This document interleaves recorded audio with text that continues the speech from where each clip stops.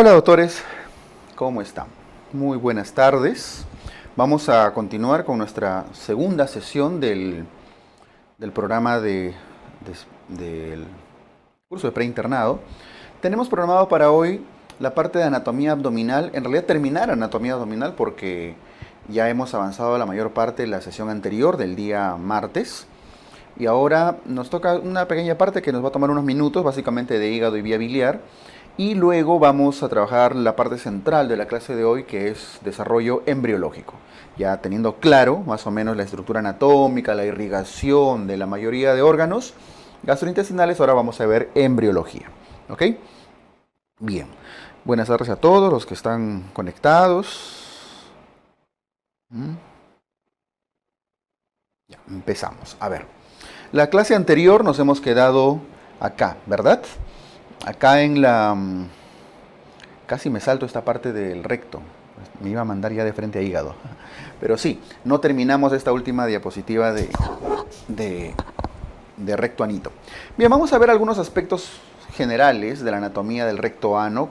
Ojo que todo lo que estamos haciendo en estas clases de anatomía básicamente tiene el objetivo de fijar conceptos muy puntuales. ¿Ya? No estamos entrando en una anatomía completamente profunda, de manera topográfica, qué sé yo. Y además dándole una aplicación clínica que tenga sentido, que fije sus conocimientos, porque si nos ponemos a hablar de todas las variantes anatómicas y todos los epónimos y todos los nervios y ramas y orígenes e inserciones, olvídense, las clases van a ser infinitas y jamás vamos a aterrizar en algo concreto. Ese es el objetivo de este programa. Bien, el recto es la parte distal del intestino grueso, estamos en la derecha, es la diapositiva tal cual hemos terminado la semana anterior. El recto es la última sección que mide 15 centímetros, eso sí es importante que lo sepan. El recto mide 15 centímetros. Ahora, lo solemos dividir en 3 tercios. Vamos, si empezaran por acá, en un tercio superior, un tercio medio y un tercio inferior. Ahorita vamos a ver eso. El recto, al ser la parte distal del colon, tiene también todas las capas histológicas, es decir, de afuera hacia adentro tiene serosa, tiene muscular, tiene submucosa y tiene una mucosa. Dos datos acá de la parte histológica. La pared muscular se divide también en circular interna y longitudinal externa. ¿Ok?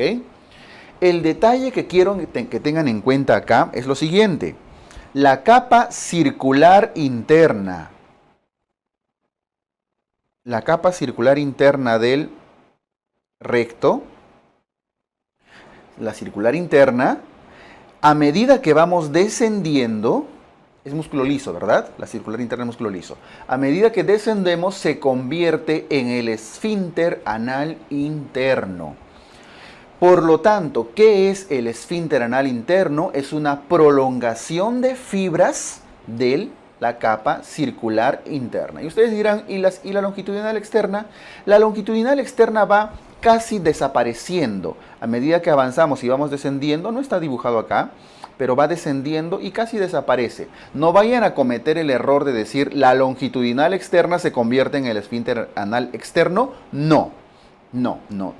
Solo la circular interna se convierte en uno de los esfínteres. Esto es importante porque el esfínter anal interno, al ser una prolongación de fibras de músculo liso, ¿el músculo liso es voluntario o involuntario? El músculo liso es involuntario. Por lo tanto, a su esfínter anal interno ustedes no lo pueden controlar. ¿Ok? Vamos acá abajo. El esfínter anal interno es músculo liso e involuntario. Se relaja o hace hipertonía según los mecanismos propios de inervación rectal. Si hay un esfínter anal interno, también hay un esfínter anal externo. El esfínter anal externo viene a ser, al menos en nuestra imagen, esta estructura que está acá por fuera, que ya se conecta con el músculo elevador del ano, que lo van a ver en anatomía pélvica, no ahorita. Pero este esfínter anal externo es más afuera, es más grueso y corresponde a músculo esquelético. Por lo tanto, si es esquelético, ¿es voluntario o involuntario? Es músculo voluntario, ¿no es cierto?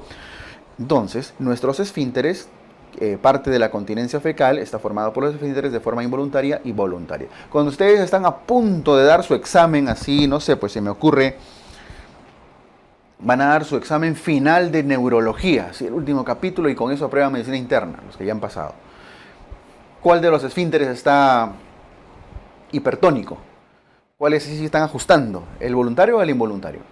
Los dos, ¿no? Bueno, sí, los dos. Pero el voluntario es el que ustedes están concentrados ahí en que se contraiga, ¿verdad?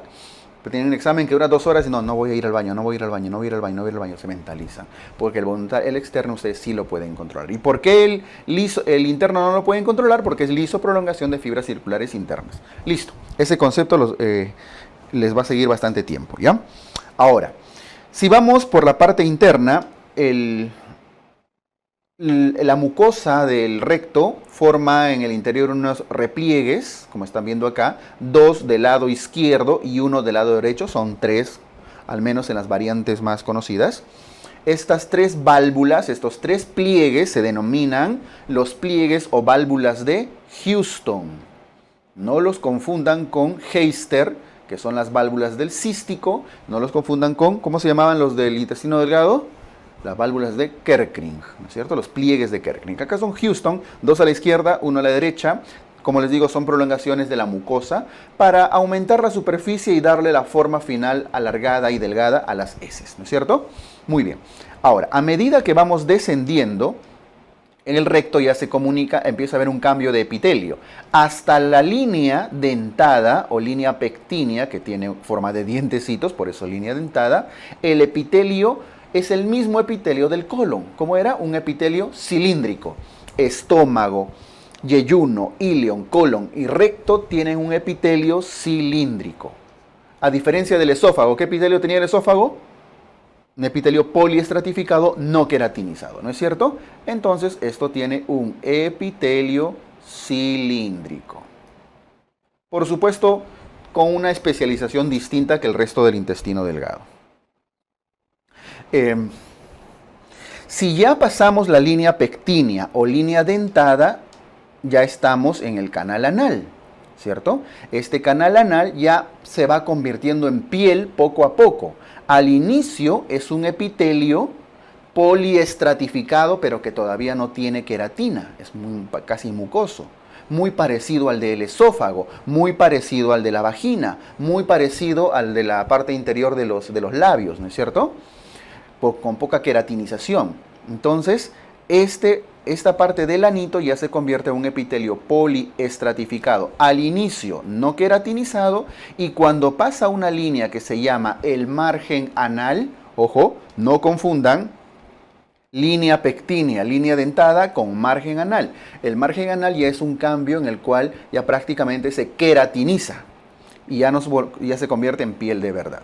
Poliestratificado, queratinizado. Dado que el canal anal es un epitelio cutáneo, ¿cuál sería el cáncer más frecuente del canal anal? Estamos haciendo ya prácticamente una clase de neoplasias con esto, ¿no? Sería un carcinoma epidermoide. Aquí deja de ser ya adenocarcinomas y pasan a ser carcinomas epidermoides. Muy bien, ahora la irrigación del recto, porque nos estamos concentrando nuestras clases sobre todo en irrigación y drenaje venoso, ¿cierto? Va a depender de en qué tercio estamos. Esta parte blanca lo he alargado un poquito para poder trabajar mejor. Estamos hablando del tercio superior. Luego viene el tercio medio y luego viene el tercio inferior. Voy a borrar un ratito Houston y epitelio cilíndrico solo para trabajar un puntito.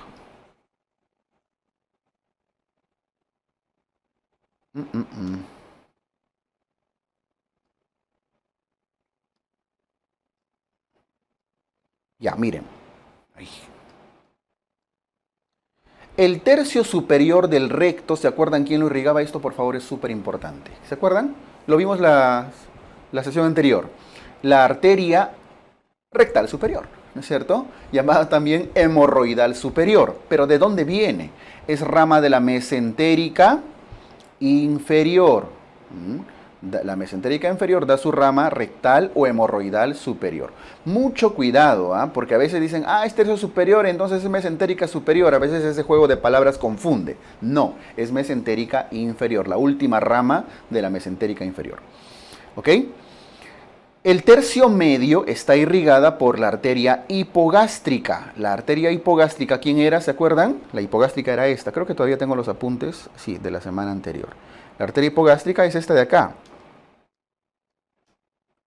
Arteria ilíaca, ilíaca externa e ilíaca interna. La prolongación de esta ilíaca interna viene a ser la hipogástrica. Entonces, dense cuenta, el recto superior lo irriga la mesentérica superior y al recto medio la ilíaca interna o hipogástrica.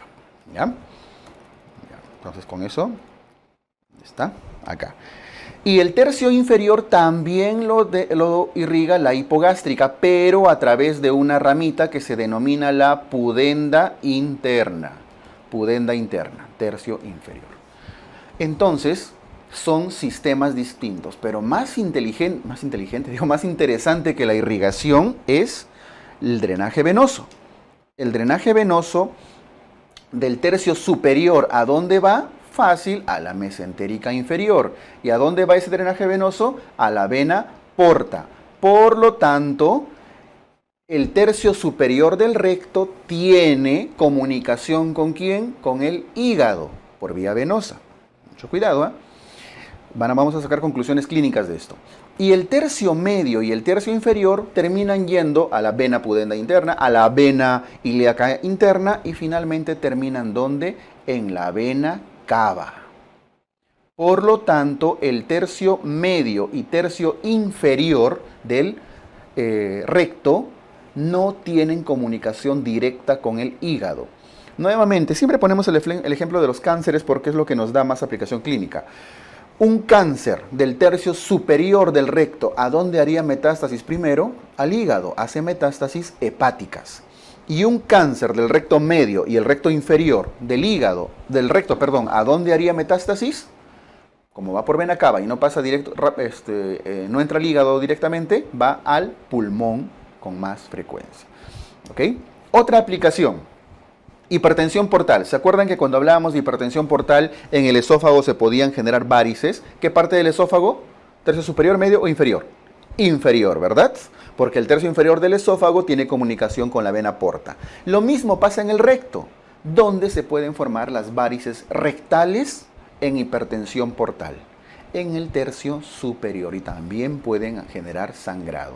No confundir las varices rectales que aparecen acá en el tercio superior por su comunicación portal con las hemorroides, las dilataciones de los plexos venosos hemorroidales que ocurren más en la parte inferior, acá, ¿no? A la altura de las columnas de Morgagni.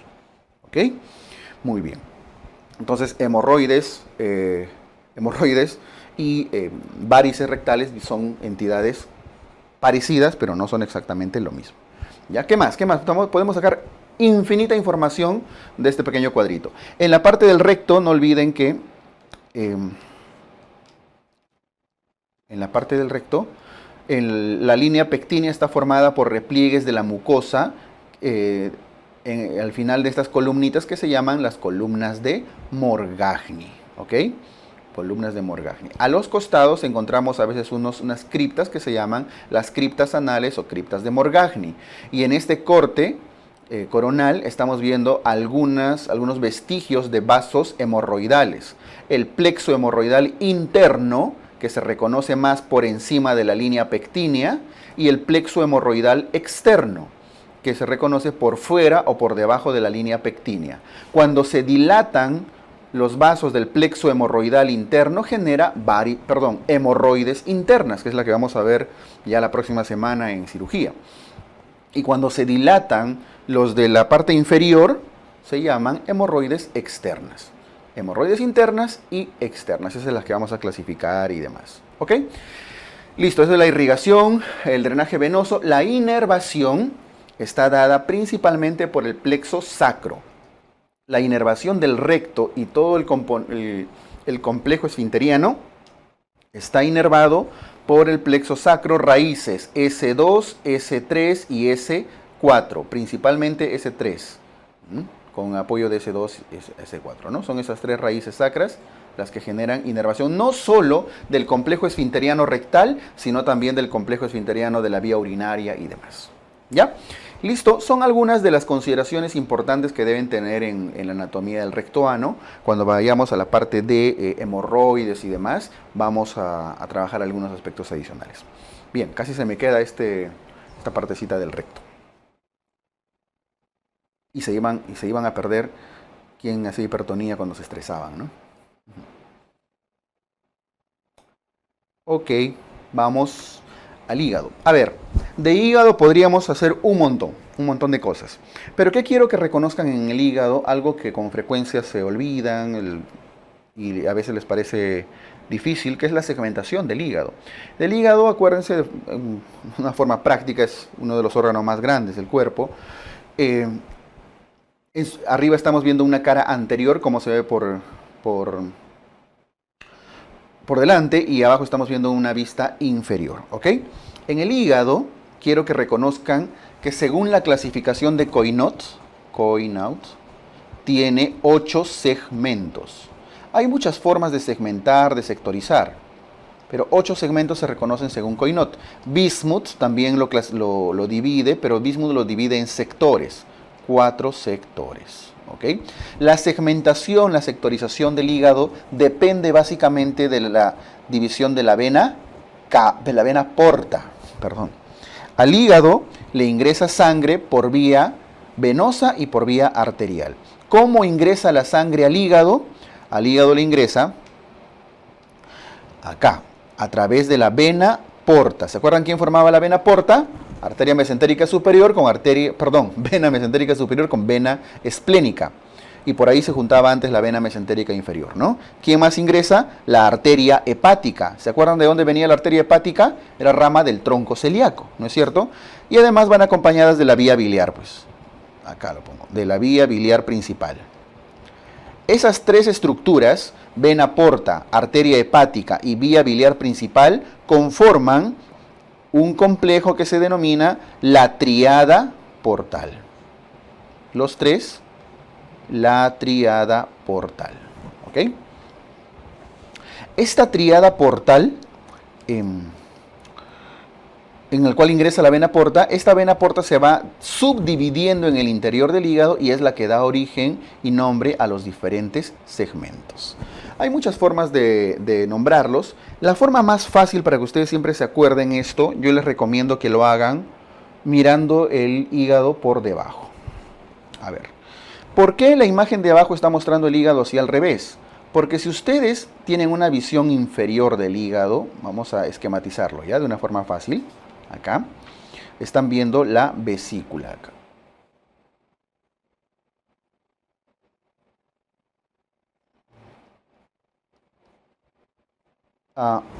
Quiero que me esperen un ratito porque tengo un problema acá con la pizarrita y no me está ayudando a dibujar mucho. Denme 2 minutitos que voy a reiniciar esto, ¿ya? No se vayan a ir. 2 minutos. No es un break, ¿ah? Solo quiero reiniciar un momento. Ya, volvimos. Sí, efectivamente, se acabó la tinta, algo así. Ya. Ahí está la vesícula, ahora sí. Y la vesícula va conectada a la vía biliar, ¿no es cierto? Y la vía biliar va conectado a la vena porta y a la arteria hepática. Me preguntaban quiénes conforman la tríada portal. La tríada portal la conforman esas tres estructuras: vena porta, vía biliar y arteria hepática. Es importante que esto conozcan porque en trauma vamos a ver que hay maniobras para controlar sangrados del hígado trabajando con la tríada portal. Ya, no es momento ahorita, entonces lo voy a dejar con un solo circulito para no llenar esto. A la altura de la tríada portal de la vena porta, trazamos una línea vertical. Estamos viendo, ojo, el hígado en su cara inferior. Es como si hubiéramos agarrado la vesícula y levantamos el hígado y vemos todo lo que está por debajo, ¿no es cierto? Quiero que entiendan bien qué estamos viendo para que esto se comprenda. Eso lo dividimos en dos. A la altura de la vena porta, porque la vena porta es la que se divide y genera toda la división, ¿no? Al lado izquierdo, este es el lado izquierdo, este es el lado derecho, al lado izquierdo trazamos otra línea vertical que precisamente acá pasa por esta estructura que se denomina, a ver, ustedes deben recordar, el ligamento redondo, y por detrás un remanente embriológico, el conducto venoso de Arancio, ¿cierto? Bueno, el ligamento redondo hacia adelante y el surco por detrás. Y luego una línea horizontal, que también pasa por la vena porta. Nos queda en el lado derecho un espacio que también le trazamos una línea arbitraria, entre comillas.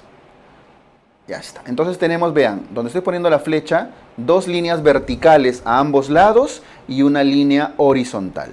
Se dan cuenta que con esto ya estamos dividiendo al hígado en algunos espacios. ¿Cuántos espacios se identifican? 8. Entonces ya empezamos a ponerle número y siempre se empieza acá. Número 1, número 2, número 3, número 4, número 5, número 6, número 7 y número 8. ¿Ok? Debería ser con números romanos, pero para efectos prácticos ahorita estamos poniendo así. Al número 1, que viene a ser el segmento número 1, está formado por el segmento caudado y el segmento de Spiegel. A veces se les toma como sinónimos, ¿no? Lóbulo caudado o lóbulo de Spiegel o segmento número 1. No es exactamente un sinónimo, en realidad son partes del primer segmento, pero consideren los nombrecitos, ¿ok? A la altura de ese segmento número 1 o caudado pasa la vena cava, ahí por detrás, la cava. De hecho, el segmento número 1 de alguna manera envuelve a la vena cava en cierta parte, no es que esté tampoco tan detrás. Al segmento número 4 se le conoce como segmento cuadrado. 4 cuadrado, pues, ¿no? Fácil. Muy bien. ¿Por qué le estoy poniendo estos nombrecitos? Porque una forma de comprobar que su dibujo está bien hecho es que identifiquen que las figuras geométricas están juntitas. Si notan acá, la fosa ovoidea, donde está la vesícula, el segmento cuadrado y el ligamento redondo están prácticamente pegaditos. Si en su dibujo encuentran, no sé, se me ocurre, ya voy a garabatear, a la vesícula por acá, al ligamento redondo por acá, qué sé yo, es porque está mal dibujado, pues, ¿no? Entonces, si tienen un buen dibujo, ustedes van a poder identificar y responder todas las preguntas de segmentación hepática y sectorización. Toditas. Para empezar, la pregunta más fácil, ¿dónde está la vesícula? La vesícula está en la fosa ovoidea y esta se encuentra entre el segmento número 4 y el segmento número 5. Toma de los dos. ¿Ya? Por eso en esta imagen, vean a la izquierda, están viendo ahí este cachito de vesícula entre el 4 y el 5. ¿Ok? Muy bien. ¿Qué más? ¿Qué otra pregunta? De aquí sale la sectorización. Por ejemplo, voy a prolongar las líneas verticales y están viendo 4 espacios. Uno acá, otro acá, otro acá, otro acá. Si esta es la línea media, a los costados están los sectores mediales o paramediales, también le dicen. Y a los costados están los sectores laterales. Voy a empezar con donde estoy poniendo asterisco. Ese asterisco está al lado izquierdo de la línea media, por lo tanto se llama sector medial izquierdo, ¿cierto? Por lo tanto, al otro lado donde estoy poniendo la bolita, vendría a ser el sector medial derecho, o paramedial podrían decir. A los costados vendrían a estar el sector lateral izquierdo, y al otro lado el sector lateral derecho. ¿Ok? Entonces, si alguna vez les preguntan qué segmentos conforman el sector medial izquierdo, ustedes van a decir el segmento 1 y 4, o el caudado con el cuadrado. ¿Qué segmentos forman parte del sector lateral derecho? El 6 y el 7. Vean un ratito la figura de la izquierda, arriba a la izquierda. Vean, 6 y 7. Estoy sombreando de moradito todavía. Ahí está, sector lateral derecho. Van a poder identificar qué segmentos son. E incluso podrían nombrar a los segmentos. El 4 y el 5 son los más famosos, los más conocidos. El 4 y el 5 vendría a ser los mediales izquierdos y mediales derechos, pero como están adelante, se les dice, el 4 sería anteromedial izquierdo y el 5 anteromedial derecho. Fácil, ¿no es cierto? Quiero nombrar al 3. El 3 vendría a ser el anterolateral izquierdo y el 2 el posterolateral izquierdo. Fácil, ¿no? Ya se hace hasta divertido. El 6, el anterolateral derecho y el 7, el posterolateral derecho. ¿Por qué antero y póstero? Porque de repente se han perdido, recién se han conectado. Porque todo lo que está acá viene a ser lo anterior, lo que está apuntando hacia la vesícula, y todo lo que está acá es lo posterior. ¿Cierto?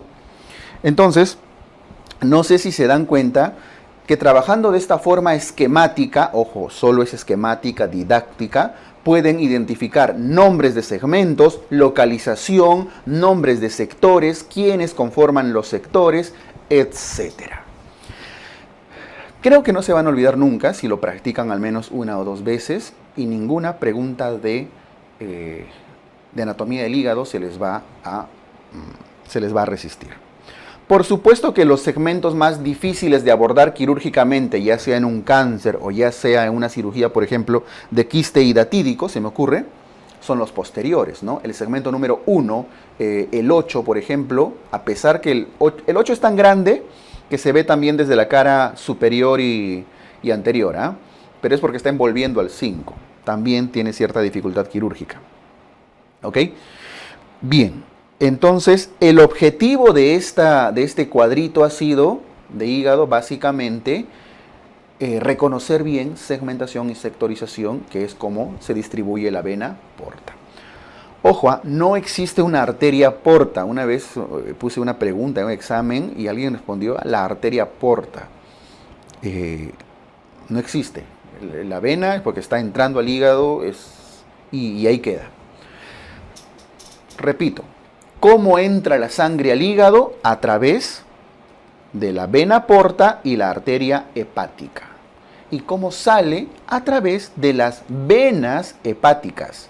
Las venas hepáticas nuevamente se juntan a partir de cada uno de los segmentos, forman las venas suprahepáticas, etc. Y finalmente las venas hepáticas terminan drenando en la vena cava. O sea, igual el hígado drena en la vena cava. A través de las venas hepáticas.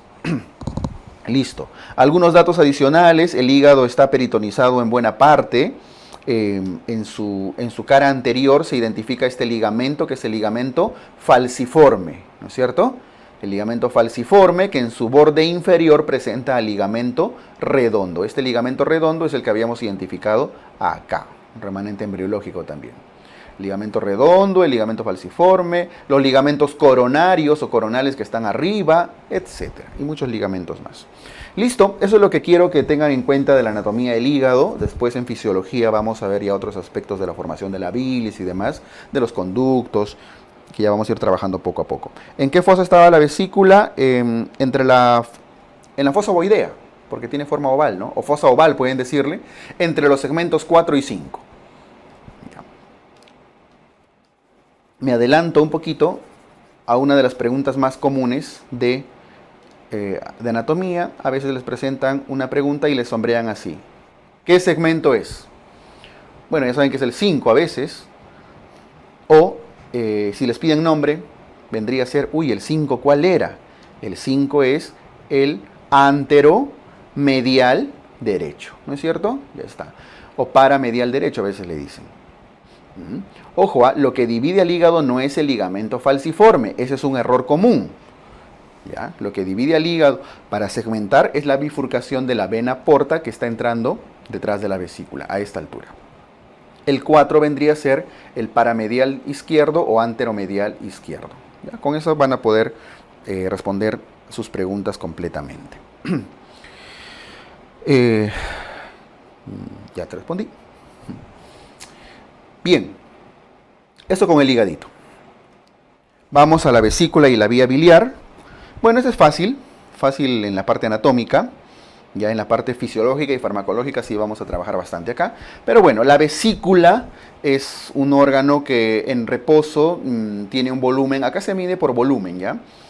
Un volumen aproximado de 30 centímetros cúbicos y puede distenderse hasta 120 o 150 centímetros cúbicos. Incluso hay casos en los que puede dilatarse un poco más, llenarse de bilis, y una de las situaciones es el ayuno. Cuando estamos en ayuno, la vesícula está más hinchada, ¿no?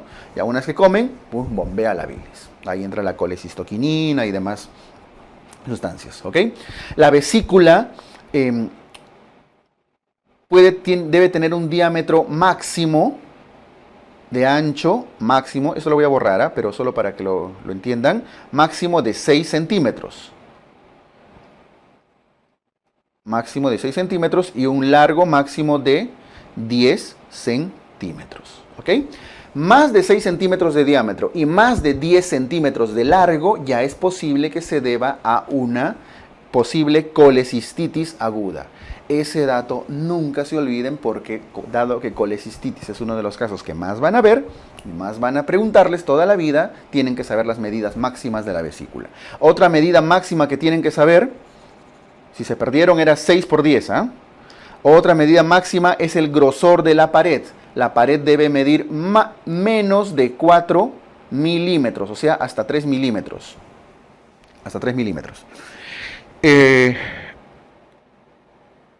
A partir de 4 milímetros para arriba es pared engrosada, eso es inflamación, eso es colecistitis. ¿Okay? Muy bien.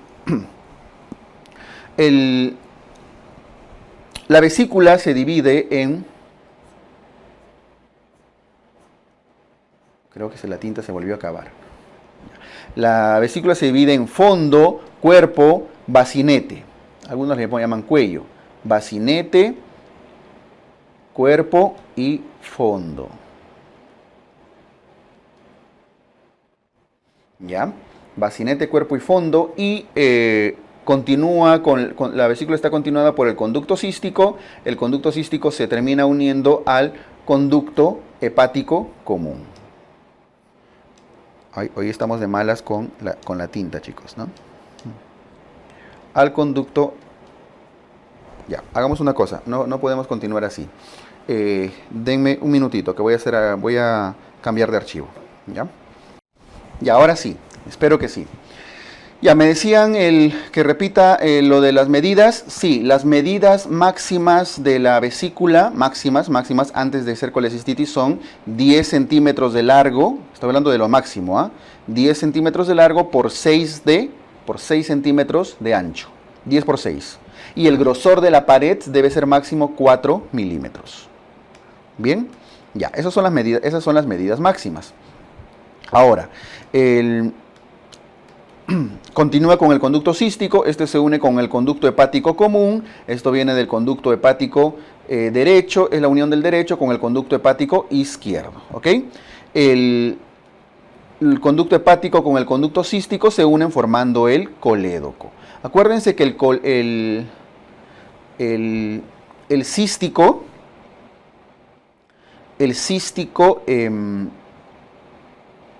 el conducto cístico tiene unas válvulas, unos pliegues internos que se denominan los pliegues o válvulas de Heister, ¿ya? Los pliegues o válvulas de Heister, que son las valvulitas que tiene el cístico y de alguna manera ayudan a controlar la salida de la bilis. El colédoco termina uniéndose después con el conducto principal pancreático, con el conducto de Wirsung, drenando a la altura de la segunda porción del duodeno descendente. ¿Ok? Bien. La vesícula está irrigada, ¿por quién? Por la arteria cística. La arteria cística es rama de la arteria hepática derecha. Ojo, la cística no viene de la hepática común. Viene de la arteria hepática derecha en su variante más común. A veces puede venir en algunas variantes de la hepática común. A veces incluso puede venir de la izquierda e incluso podría tener 2 o 3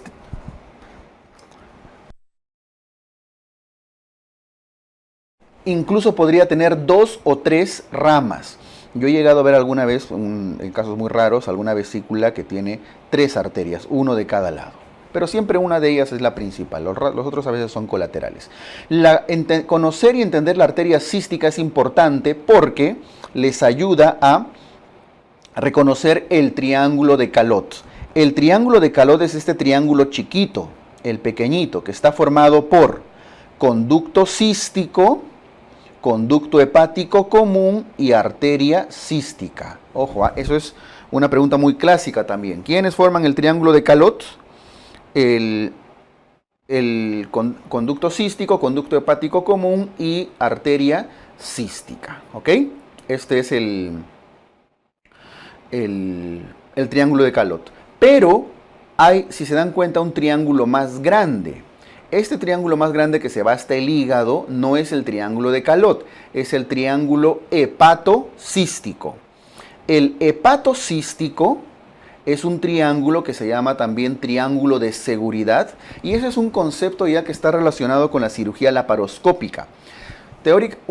Antes, como no había laparoscopía, básicamente en la cirugía abierta había que identificar el triángulo de Calot, ¿no? Para mayor seguridad. Pero en la cirugía laparoscópica se necesitan ventanas mucho más grandes para evitar lesiones de la vía biliar. Entonces, el triángulo hepatocístico tiene justamente ese objetivo, identificar una ventana más grande. Aquí la arteria cística ya no es el límite superior, sino el límite superior viene a ser la base del hígado. La base del hígado. Triángulo hepatocístico, triángulo de seguridad, concepto quirúrgico para laparoscopía. ¿Ok? Muy bien. A ver. Ya del diámetro, el grosor, colecistitis. ¿Qué segmentos son para una donación de hígado? Para donación de hígado va a depender mucho del peso de la persona a la que se le va a donar. Pero anatómicamente es mucho más viable tanto la resección de los segmentos de la zona lateral. Estoy hablando del lado izquierdo del hígado, el segmento número 2 y 3. ¿Ya? Lo ideal siempre es el 2 y 3 porque son mucho más factibles, tanto de resecar como de reconstruir en el receptor. ¿Se puede donar segmentos más tirados hacia el lado derecho? Sí, sí se puede. Y mucho va a depender de las características del paciente, tanto del donante como del receptor. Pero el 2 y el 3 en todo caso son los ideales. ¿Qué más? Esto con el hígado y con la vía biliar. Nada más. Acá con el colédoco quiero que identifiquen algo. El colédoco se divide en 4 porciones. Miren, voy a terminar de dibujar el duodeno acá. El colédoco está por detrás del duodeno. Termino de dibujar al duodeno. Ay, eso se lo he hecho de caso. Y el duodeno, ahí está, hace que el colédoco presente 4 porciones bien marcadas. Ahí está. Esto lo que estoy haciendo acá es el páncreas. El colédoco tiene 4 porciones. Una porción supraduodenal, este chiquitito que están viendo acá, pequeñito, supraduodenal. Una retroduodenal. Es más, esta retroduodenal prácticamente tiene al píloro. Esto sería el píloro, ¿no? La válvula de salida del estómago. Retroduodenal, algunos le llaman retropilórica, solamente que el píloro está un poquito más movido hacia el otro lado. Pero cuando hay hipertrofia pilórica, cuando el píloro aumenta de tamaño, puede comprimir al colédoco. ¿Y eso qué genera? Ictericia. Por eso una de las patologías comunes del píloro, que es la estenosis hipertrófica de píloro, puede generar ictericia por compresión del colédoco. Entonces, ¿cuántas porciones vamos? Suprapilórica, retroduodenal, intrapancreática. Este chiquito de acá no lo tomen en cuenta. Intrapancreática, que es la que recorre la cabeza del páncreas, e intramural o intraduodenal, porque se introduce dentro del duodeno. ¿Ok? Listo. Estas son las porciones del colédoco y terminan junto con el conducto de Wirsung drenando en la papila duodenal mayor o menor. En la papila duodenal mayor, ¿no es cierto? Que es donde drena el conducto biliopancreático. Listo. Con eso terminamos la parte de anatomía, los aspectos más importantes. Y ahora vamos a pasar a la parte de histología, disculpen, embriología, desarrollo embriológico. Yo sé que embriología ustedes le tienen mucha bronca, la mayoría, pero vamos a hacerlo bien práctico, ¿ya? Bien práctico. A ver, voy a cambiar de diapositiva un segundito. Voy a cambiar de diapo. Vamos a pasar a embriología. Un minutito. Bien, continuamos.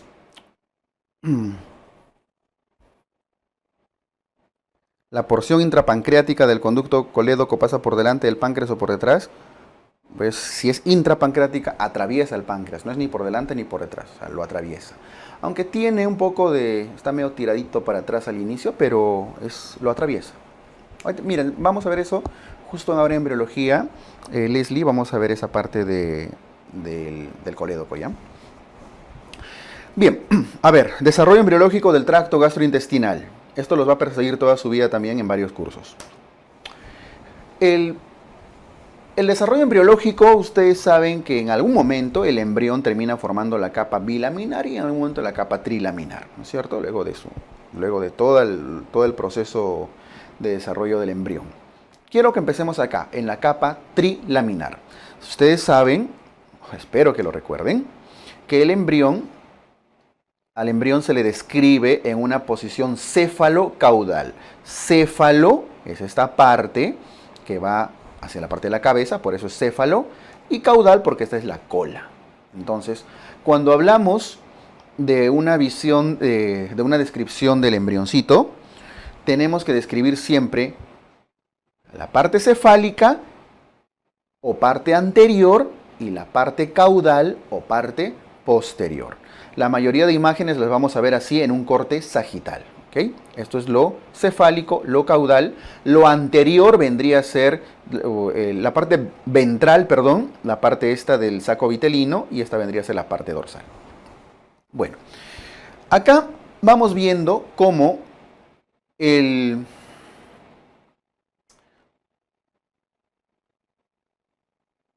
¿cómo se llama? Me fue. El ectodermo, que está acá de azulito, se me fue. El ectodermo, que va a dar origen después a estructuras del sistema nervioso central y demás, poco a poco va siendo recubierto por esta línea amarilla, y en embriología lo amarillo, ¿qué cosa es? Endodermo. Al inicio tenemos dos capitas, ectodermo y endodermo, ¿no es cierto? Pero a medida que se va desarrollando el embrión, lo rojo, que viene a ser el mesodermo, va introduciéndose poco a poco hasta formar en algún momento una estructura de 3 capas, de ectodermo, mesodermo y endodermo. Para efectos del tracto gastrointestinal, nos interesa la porción amarilla. Vemos cómo esta porción amarillita se va plegando a manera de un tubo, ¿no es cierto? Un tubito. Ese tubito es conocido como el intestino primitivo anterior. Perdón, como el intestino primitivo, solo intestino primitivo. A medida que va avanzando el desarrollo fetal, el intestino primitivo se va cada vez alargando más y especializando. Este intestino primitivo, que es un tubo, aquí se ve hueco porque está cortado de forma sagital. Este intestino primitivo tiene un inicio en lo que sería la membrana estomoidea o simplemente el estomodeo. De ahí viene estomatología, ¿no es cierto? Los que estudian la boca. Esta membrana proximal se llama, le voy a jalar un nombre, una flecha, el estomodeo.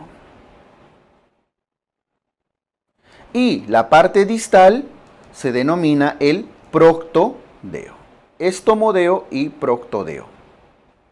Proctodeo. ¿Ok? Estomodeo y proctodeo. La membrana proximal y la membrana distal. Este intestino primitivo tiene una comunicación con esta bolsa que se denomina, ¿cómo se llama? El saco vitelino. El saco vitelino.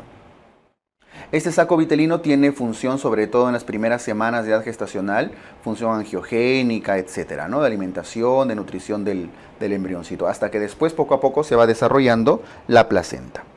Bueno, nos concentramos en este intestino primitivo que por detrás tiene al ectodermo y por delante ven que se va desarrollando capas de mesodermo. Entonces, para efectos prácticos, quiero que tengan en cuenta esto. Todo lo que está de azul viene a ser el ectodermo. Todo lo que está de rojito viene a ser el mesodermo. Y todo lo que está de amarillito viene a ser el endodermo.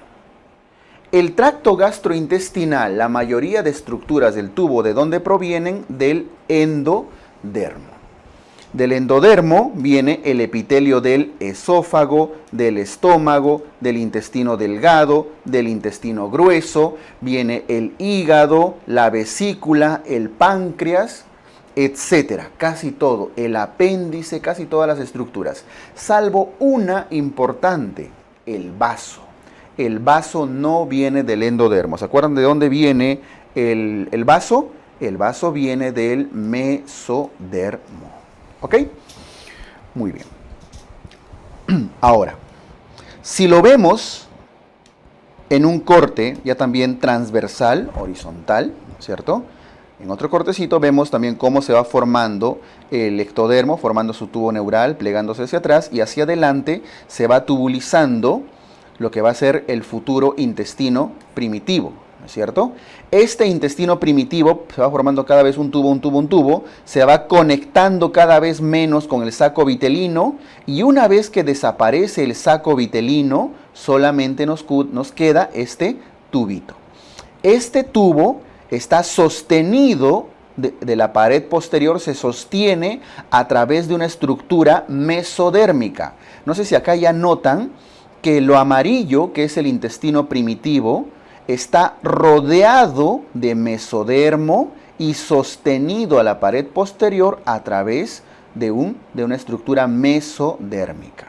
Entonces, el epitelio del tracto gastrointestinal tiene un origen endodérmico, amarillo, pero las estructuras que lo recubren, el peritoneo visceral, si se dan cuenta, lo que lo envuelve, que después va a ser la serosa, eso es de mesodermo. ¿Ok? A ver, ¿hasta ahí estamos bien? ¿Hasta ahí estamos bien? A ver si me ponen un sí. Ya, repito, las estructuras de la mucosa del epitelio son endodérmicas, pero lo que lo rodea, la serosa, el peritoneo visceral, es de mesodermo. Además, el mesodermo, dense cuenta que da origen a su estructura, a la estructura de sostén, que en la anatomía eso viene a ser el mesenterio y los vasos sanguíneos que lo irrigan, el tronco celíaco, la arteria mesentérica superior, la arteria mesentérica inferior, etcétera. Todas ellas vienen del mesodermo. Eso por favor quiero que lo tengan claro. Además, el mismo mesodermo, dense cuenta que forma pliegues, forma cavidades que en el futuro van a dar origen a la cavidad peritoneal. Por supuesto que en el tórax ocurre algo parecido. La cavidad pleural también está formada por mesodermo. Ya, muy bien. Gracias por los sís. Listo, entonces quiero que acá saquemos una conclusión. Los epitelios, la mayoría son epitelios cilíndricos, si recuerdan, tienen un origen en el endodermo, pero las estructuras que lo irrigan en las coberturas y las serosas tienen un origen mesodérmico. El peritoneo visceral que envuelve al tubo y el peritoneo parietal son especializaciones mesodérmicas. La irrigación es mesodérmica. Bueno, por atrás están viendo especializaciones del mesodermo también que van a dar origen a las estructuras urogenitales y demás. Atrás el tubo neural y todas las demás estructuras. Listo. Algunos genes, que no es motivo ahorita de que lo memoricen, van a dar distintos genes, el CSOX2, el PDX1, el CDX, etcétera, están con sus colorcitos, van a generar influencias para que se generen distintas estructuras y especializaciones. El esófago acá de amarillo, el estómago, el duodeno con su páncreas, el hígado, la yema hepática, el yeyuno ilion, el colon. Ven que todo el intestino primitivo se especializa por influencia de ciertos genes para convertirse en cierta parte del tracto gastrointestinal. ¿Ok? Bien, hasta ahí sencillo, hasta ahí todo tranquilo. Ahora, el intestino primitivo se divide en tres partes. Un intestino primitivo anterior, medio y posterior. Voy a poner la línea de división acá.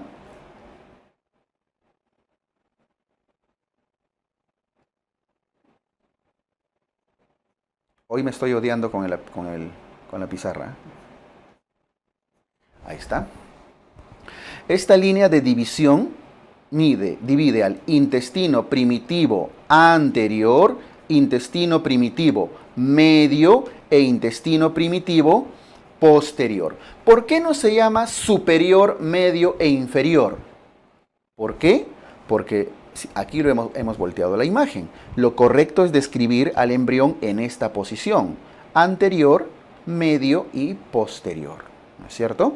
O céfalo caudal. Podrían decir intestino primitivo cefálico, intestino primitivo caudal. Pero ya por consenso y por tradición se les llama anterior, medio y posterior. No vayan a decir intestino primitivo inferior. Eso sí no tiene sentido. Bien, ahora, si se dan cuenta, todo el intestino primitivo está formado por esta estructura tubular que es endodermo y por detrás lo sostiene el mesodermo, que ya ha dado origen al mesenterio y a estructuras vasculares, incluida la aorta primitiva. Y de la aorta primitiva hay tres grandes ramas que van a irrigar cada uno de estos segmentos. ¿Se acuerdan un poco de anatomía? ¿Quién sería? El tronco celíaco. El tronco celíaco se encarga de la irrigación de buena parte del intestino primitivo anterior. Por eso irriga el estómago, el páncreas, la vía biliar, el hígado, etc. El intestino, y parte del duodeno. ¿Hasta dónde? ¿Se acuerdan de anatomía? Hasta la segunda porción del duodeno. El intestino primitivo medio está irrigado por la futura mesentérica superior. Eso es intestino, yeyuno e ilion. ¿Y hasta dónde? Hasta los 2/3 del colon transverso. Eso incluye ciego, apéndice y demás. Y el intestino primitivo posterior está irrigado por la mesentérica inferior. Y luego se ve cómo se va formando ya las futuras arterias ilíacas, ¿no es cierto? ¿Qué es este conducto que está uniendo el intestino primitivo medio? Es un conducto que todavía lo está comunicando con el remanente del saco vitelino, es decir, con esta estructura de acá. Esta estructura, el saco vitelino, debe desaparecer, debe involucionar. Por lo tanto, su conducto también debería desaparecer. ¿Qué pasa si el conducto vitelino no desaparece por completo? Se forma un divertículo. Ese divertículo, ¿cómo se llama? El divertículo de Meckel. El famoso divertículo de Meckel. Por eso es que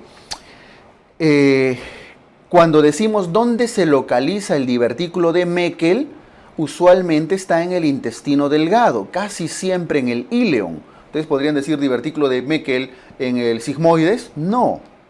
Divertículo de Meckel en el estómago, no, porque la comunicación del saco vitelino era con el intestino primitivo medio y llegaba al intestino delgado. Y como la mayor parte del intestino delgado es íleon, entonces ahí se comunica. Ven que incluso tiene su propia arteria, que era la arteria vitelina, que la irrigaba. ¿Ok? Este es el uraco que comunica con el alantoides, que va a dar origen a la vía urinaria. Esto lo vamos a ver en embriología de la vía urinaria. Entonces, si hacemos una pequeña división, el intestino primitivo anterior da origen al esófago, al estómago. El intestino primitivo anterior además da origen al hígado, a la vía biliar, acá toda la vía biliar, al páncreas. ¿Y qué más? Al duodeno, pero el duodeno primera porción y segunda porción. El intestino primitivo medio da origen ¿a quién? Al duodeno tercera y cuarta porción, al yeyuno y al íleon. Y el intestino primitivo posterior da origen, el medio llegaba al colon ascendente, al colon transverso, pero hasta los 2/3 del colon transverso. Eso incluye el ciego y el apéndice. Y el intestino primitivo posterior da origen al colon transverso, tercio distal, colon descendente, sigmoides y parte proximal del recto. Sobre todo la parte proximal, por eso es que solo la parte proximal está irrigado por la mesentérica inferior. Luego ya tiene otro sistema de irrigación, como están viendo acá, ¿no? La mesentérica inferior llega hasta cierta parte y luego ya las arterias ilíacas se encargan de la parte distal del recto e incluso el anito. ¿Ok? Sí, hígado y páncreas tienen origen endodérmico. Muy bien, esto es las estructuras que forman parte de cada una de las partes del intestino primitivo anterior, medio y posterior. Pero quiero que noten algo más todavía. ¿Esta estructura qué cosa es? La tráquea, que se está dividiendo en los bronquios, y lo que está atrás de amarillito es el esófago. Noten y dense cuenta que la tráquea está formándose como un divertículo, como una separación, una división del mismo intestino primitivo anterior. En algún momento, esófago y tráquea eran la misma estructura. La tráquea se va dividiendo poco a poco. Por lo tanto, si les preguntan dónde se origina el epitelio de la tráquea, del árbol respiratorio en general, porque finalmente bronquio primario, bronquio secundario, bronquiolo, etc., todo esto se originó en el endodermo, en el intestino primitivo anterior. Entonces, comparten el mismo origen. Por eso es que cuando vemos esta imagen, que ustedes deben tenerlo en la parte inferior de esa lámina, vemos que en algún momento la tráquea y el esófago va por detrás. Por eso en anatomía la tráquea va por delante. La tráquea y el esófago en algún momento eran la misma estructura y formaban parte del intestino primitivo anterior. Alrededor de la 4ª semana de edad gestacional, no tienen que aprenderse todas las semanas, pero les voy dando algunos datitos. Se empieza a formar la yema, el ventrículo respiratorio. Voy a poner acá la yema respiratoria. Esta yema respiratoria crece hacia la parte anterior. Eso sí, no se equivoquen. No van a decir que la tráquea nace hacia atrás, ¿no? Ahí lo estamos viendo de forma lateral.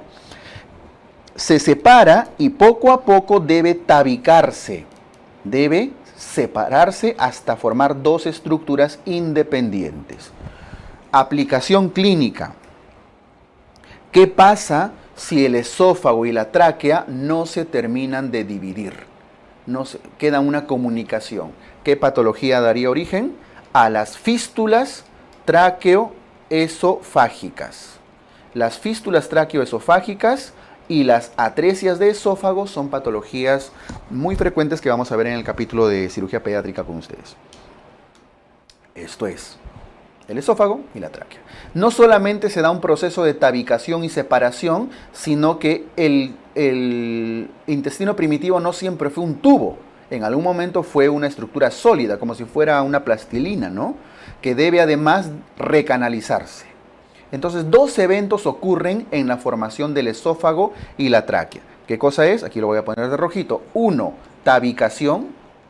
Y 2, recanalización de ambas. Recanalización. Recanalización puse acá, ¿ya? Alteraciones en la tabicación y la recanalización dan origen a las atresias de esófago y las fístulas tráqueo-esofágicas. ¿Ok? Muy bien. ¿Cómo cambia el epitelio de la tráquea y el esófago si tienen el mismo origen? Por esto. Bueno, acá no está el gen de la tráquea, pero diferentes genes, diferentes moléculas, diferentes proteínas influyen, estimulan un cambio de epitelio, ¿ok? En cada uno de ellos, ¿ya? Por el estímulo genético. Bien, porque todo es endodermo, ¿no? Es cierto que todos tienen un epitelio cilíndrico, pero por ejemplo en el hígado los conductos son especializados, en el páncreas los conductos son especializados, el epitelio del colon no es igual que el del estómago, tienen glándulas secretoras distintas, unos tienen células incluso secretoras de ácido clorhídrico, etcétera, de hormonas y demás. Ya, esto es el desarrollo del esófago y la tráquea. En el desarrollo del estómago, lo que tienen que recordar acá es básicamente las rotaciones. Y aquí sí les pido concentración porque tienen que pensar en 3D. ¿Okay? Aquí, a partir de este momento, tienen que hacer que su cabecita esté en tercera dimensión. ¿Por qué? Porque el estómago y todo el intestino y el páncreas hacen una serie de rotaciones que le dan su configuración final. Miren, el estómago al inicio es un tubo, el mismo tubo continuación del esófago. En algún momento de la edad gestacional, estamos hablando a partir de la cuarta semana, que es donde empiezan estos cambios, cuarta, quinta semana, el estómago empieza a aumentar de tamaño, a dilatarse. Pero no solo se dilata, todos conocemos al estómago así, ¿no es cierto? Con esa posición. El estómago realiza una serie de rotaciones. 2 rotaciones son importantes. El estómago rota en el plano horizontal, así como estoy poniendo mi manito, horizontal, 90 grados. Lo que era posterior ahora se coloca en el lado izquierdo. Para eso quiero que veamos las imágenes que tengo a la derecha. Miren, ¿ah? Posterior, anterior. ¿Sí? Se nota. Izquierda, derecha. Todo lo que está atrás en la parte posterior rota 90 grados hacia el lado izquierdo. ¿Ok? Y todo lo que estaba hacia adelante rota 90 grados hacia el lado derecho.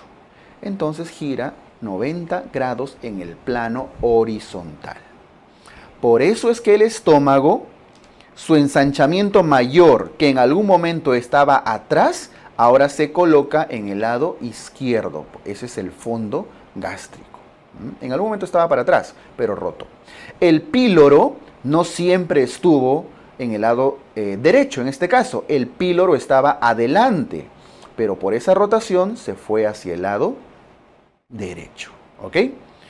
Y la otra rotación es en el plano vertical. Lo que era superior, voy a poner acá de rojo, superior, rota 90 grados en sentido horario. Y lo que era inferior, rota 90 grados en sentido horario. Por eso es que el píloro, que en algún momento estaba hacia abajo, ahora se ubica, se levanta. Esa elevación de 90 grados del píloro hace que se forme también, ¿qué cosa? El marco duodenal. El duodeno formaba parte de una continuación de todo el tubo, pero esa elevación hace que el duodeno forme el famoso arco de 4, el marco duodenal que tiene 4 porciones, ¿no es cierto? Y encima con la rotación que estamos viendo al otro lado que se va a la derecha, el duodeno se ubica en el lado derecho. Muy bien, ¿está claro eso? A ver. Entonces, voy a esperar sus sís. Ya. 2 rotaciones importantes del estómago. 90 grados en el plano horizontal y 90 grados en el plano vertical. Finalmente, el estómago termina adoptando esa posición clásica que es en forma de J. Ahora, eso no solamente le da la forma al estómago, de aquí salen un montón de cambios y situaciones particulares. Por ejemplo, ya voy a borrar.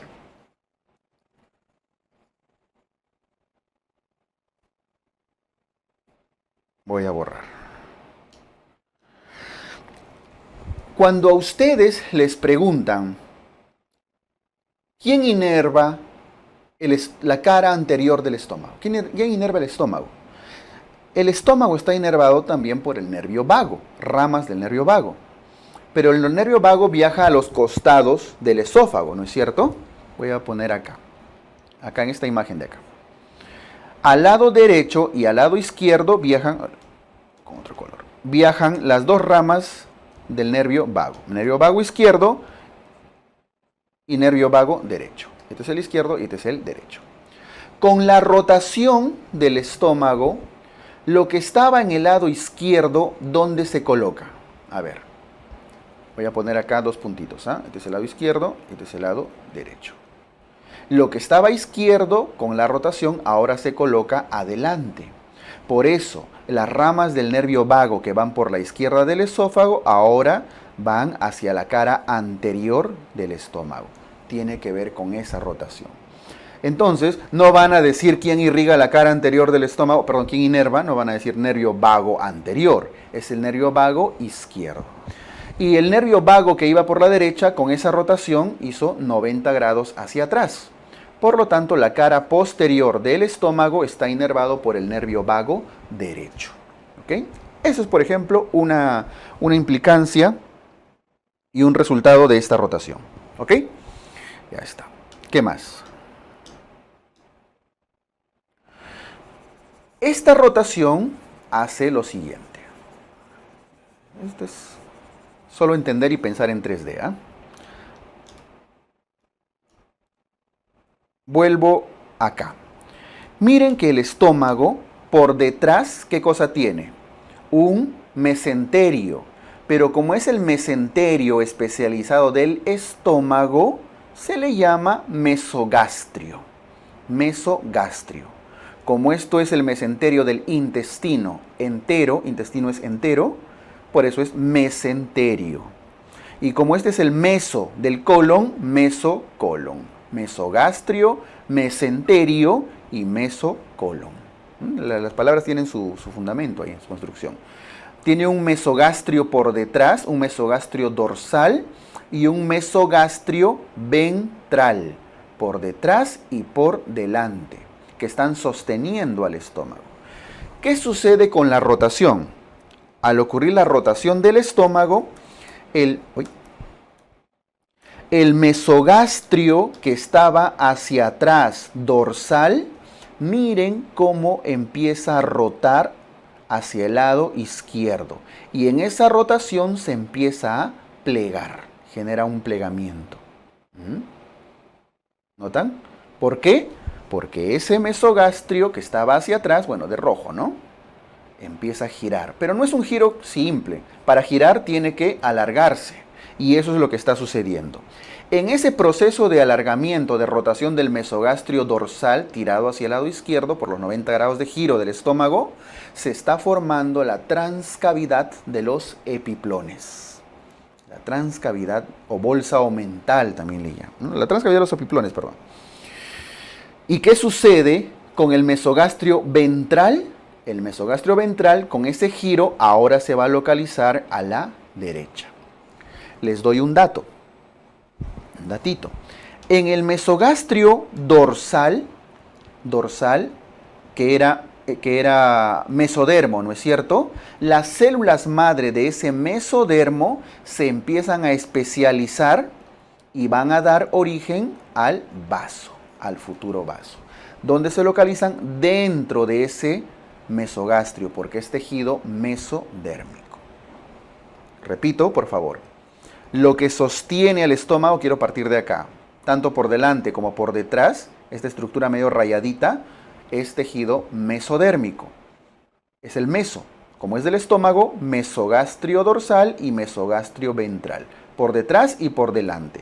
Con el giro, con la rotación de 90 grados del estómago, lo que era dorsal se localiza a la izquierda. Y encima esas células empiezan a especializarse y van a dar origen al futuro vaso. Por eso el vaso está a la izquierda, pero alguna vez estuvo atrás. ¿Ok? Y tiene un origen el vaso mesodérmico.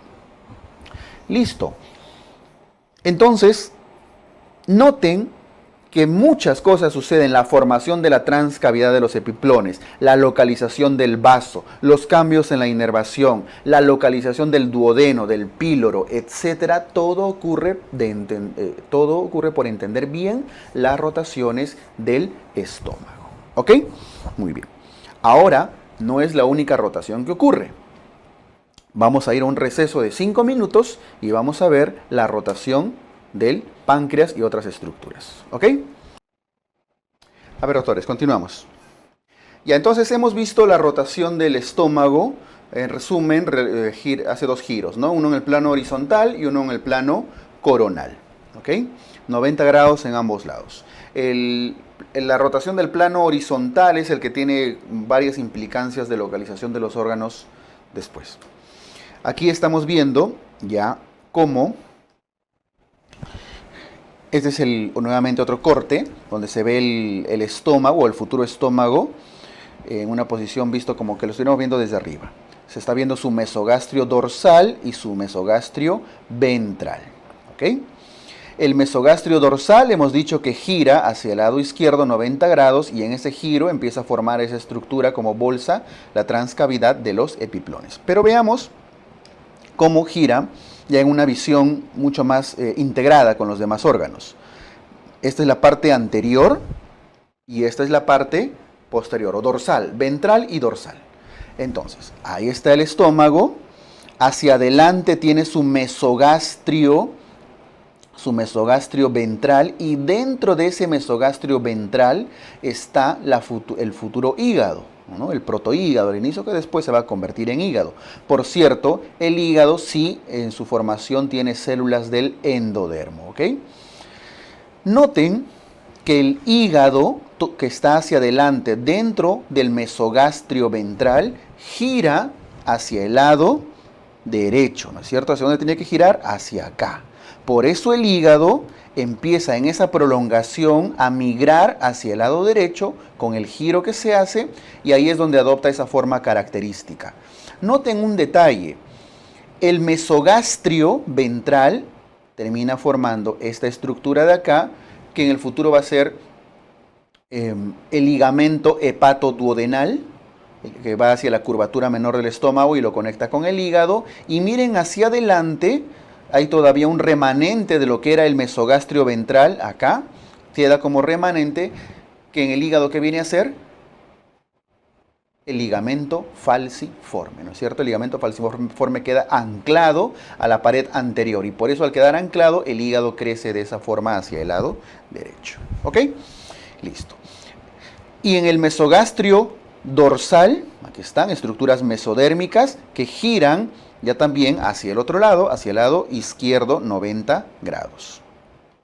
En ese giro van arrastrando células mesodérmicas que van a dar origen al vaso. En esta imagen se ve mucho mejor todavía todo esto. Ya vamos, ahora sí se va entendiendo mejor. Este es el estómago, todo lo posterior gira hacia el lado izquierdo. Miren que ahí habían células mesodérmicas que después van a dar origen al vaso. Y en la parte anterior hay células endodérmicas que van a ir creciendo hacia el lado derecho, sostenidos y fijados por el futuro ligamento falciforme y el futuro ligamento hepatoduodenal, que no es otra cosa que el mesogastrio anterior, ¿no es cierto? Listo. Y así termina formándose el hígado y el vaso. Y no solo el hígado y el vaso, sino también esta estructura posterior que viene a ser la transcavidad de los epiplones. Ahora sí está más entendible. Alguien estaba preguntando por ahí, ¿se puede repetir las rotaciones? Ahí está. Ahora todo va teniendo sentido, ¿no es cierto? ¿Por qué ocurren estas cosas? Muy bien. ¿Puedo continuar? ¿No? Ya está. Ahora, esta es una rotación todavía bastante más interesante. La formación del páncreas. Miren. Voy a poner acá. Parte ventral o anterior y parte dorsal o posterior. ¿Ok? Noten cómo se está formando, se está dilatando el estómago. ¿Sí? Este viene a ser su mesogastrio dorsal y su mesogastrio ventral. En cierta parte del intestino primitivo se forman unas yemas muy primitivas, que en un inicio, que hacia la parte ventral hacia adelante está formando la yema biliar. Miren, ven cómo se está formando la futura vía biliar, incluso la futura vesícula, esta de acá. Y estas ramitas van a ir ramificándose poco a poco para ir dando origen a las estructuras de los conductos biliares dentro del hígado. ¿Ok? Y hacia atrás está formándose otra yemita. Acá hay 3 yemas y voy a ponerles nombre. esta es la yema biliar, y estas otras dos, esta chiquita y esta grandecita de acá atrás, vienen a ser las yemas pancreáticas. Yema pancreática dorsal y yema pancreática ventral. El páncreas tiene dos orígenes, uno por detrás del intestino primitivo y otro hacia adelante del intestino primitivo. Por eso la forma del páncreas es más o menos así, ¿no es cierto? Como un número 7, a veces lo describen. Por eso el páncreas tiene dos conductos, un conducto principal y un conducto accesorio. Por eso el páncreas tiene un proceso uncinado o unciforme, porque tiene dos orígenes, dos yemitas.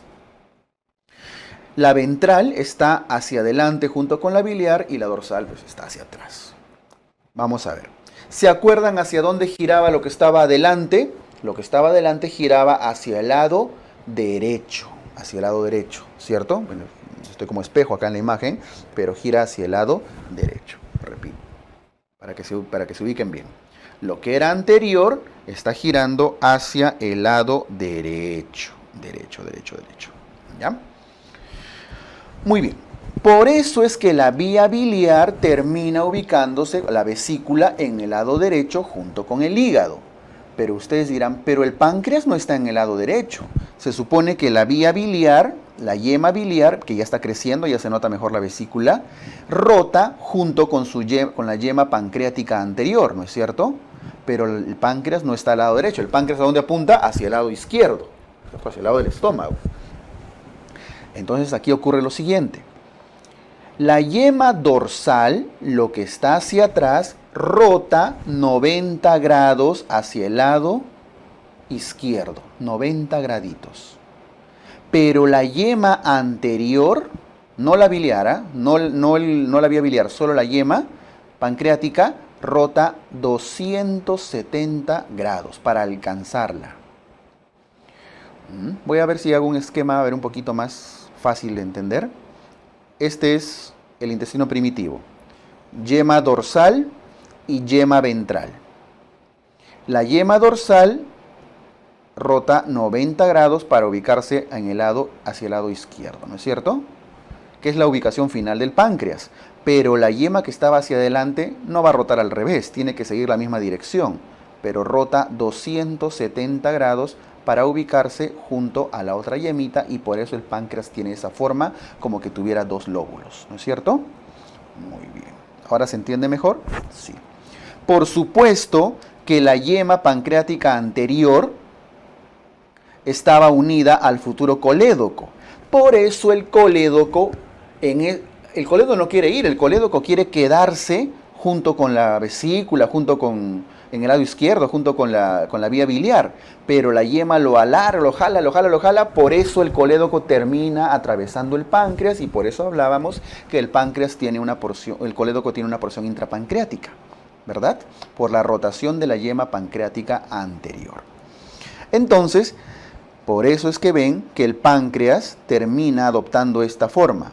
Hacia el lado izquierdo, aquí ya se ve ya su configuración final, ¿no? Hacia el lado izquierdo y jalando prácticamente aparte del colédoco, porque ¿quién lo jaló? La yema pancreática anterior. Y esta es la forma final del páncreas, apuntando hacia el lado izquierdo. ¿Ok? Muy bien, espero que esta parte del páncreas lo estén entendiendo bien. Repito, la parte dorsal rota 90 grados hacia el lado izquierdo, y la parte ventral rota 270 grados, le da casi un 3/4 de vuelta, ¿no? Para ubicarse, para alcanzarlo. Esto tiene dos implicancias clínicas importantes. De aquí van a entender dos patologías. Primero, no crean que en el camino esta yema anterior gira y no pasa nada. En el camino va dejando migajas, va dejando células especializadas que se van a convertir en páncreas. Entonces, miren, si esta yema anterior hace toda una vuelta, un giro para alcanzar al otro, en ese camino, ¿qué creen que va dejando? A veces va dejando células pancreáticas que van a crecer. Entonces, cuando el niño nace, el duodeno, que es ese círculo, este es el duodeno, va a estar envuelto por fibras, por tejido pancreático. Ese tejido pancreático crece como un anillo y estrangula al duodeno. ¿Qué patología nace de eso? Páncreas anular. Caso clínico. Entonces, el páncreas anular, ¿qué es eso? El páncreas anular es algunos deben haberlo visto, en los que van a rotar en pediatría lo van a ver, en cirugía pediátrica, porque es una malformación congénita. El niño nace con el duodeno estrangulado, ahorcado. ¿Por qué? Porque bueno, pues en el camino, mientras la yema pancreática anterior llevaba su mochila, se le iban cayendo los libros en el camino, ¿no? Se le iban cayendo migajas y eso iba creciendo, reproduciéndose, formaba un anillo de ahí anular y estrangula el duodeno. El páncreas anular tiene una clínica muy parecida al de la atresia duodenal, pero si se dan cuenta, tienen fundamentos distintos. La atresia duodenal, ¿por qué ocurría? La atresia duodenal ocurría porque estas dos comadres, el tronco celíaco con la mesentérica superior, acá no se ponían de acuerdo quién irrigaba esta división entre el duodeno segunda porción y duodeno tercera porción, ¿no es cierto? Al final nadie irrigaba, eso les dije en anatomía. Se perdía vascularización, se necrosaba y no se formaba, y ahí terminaba el duodeno. Por eso eran las atresias duodenales. En cambio, el páncreas anular se forma por por la rotación del páncreas. Ambas en la radiografía van a dar el signo de la doble burbuja, el famoso signo de la doble burbuja, que en las próximas semanas lo vamos a ver. Listo. Ahora está más bonito, ¿no? El cuadro de abajo ahora se entiende bacán. Esta es la parte dorsal, esta es la parte ventral. La parte ventral, tiene que alcanzar a la ventral, y en ese giro, para que el páncreas tenga sus dos lóbulos, su proceso uncinado, ahí lo alcanza y ahí puede generar el páncreas anular. Y les había dicho que esto tiene dos implicancias. ¿Cuál es la segunda? Que el páncreas tiene dos conductos. Dos conductos. Un conducto pancreático que le pertenecía a la yema dorsal y un conducto pancreático que le pertenecía a la yema ventral. ¿No es cierto? ¿Se acuerdan? Conducto de Wirsung, conducto de Santorini, más o menos por ahí va la cosa. Pero hay un detalle. Les voy a mostrar algo. Les voy a mostrar algo. Esto es lo que no ocurre. Esto es el páncreas, el grande, el que vino a la yema dorsal, y esto es el chiquito, la yema ventral. ¿Ya? Vamos a forzar un esquema. Este es el duodeno. No crean que ya el conducto principal viene de acá y el conducto pancreático accesorio viene de acá, el chiquito. No guarda relación con el tamaño de la yema, porque ustedes saben que Wirsung, el mayor, está abajo y Santorini, el menor, va hacia arriba. ¿Por qué? ¿No se supone que que el mayor da un conducto mayor y el pequeño da un conducto menor? No, tampoco es que estén al revés. Lo que sucede es lo siguiente.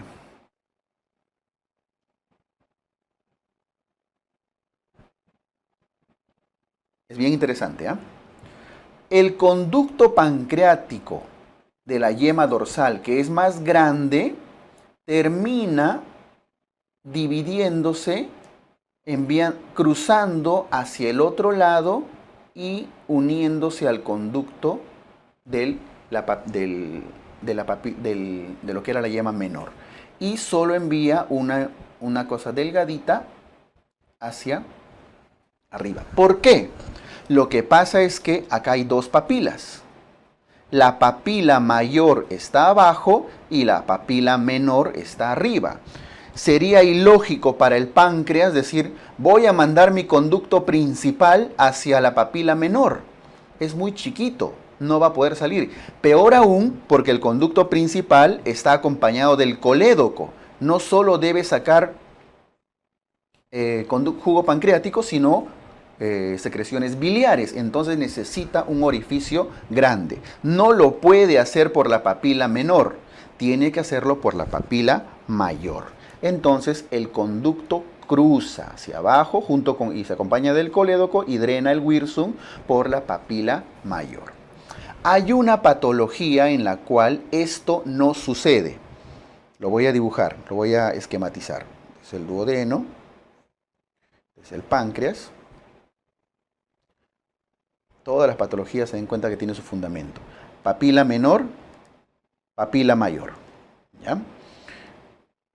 El conducto no se divide y no cruza e intenta salir por el orificio menor.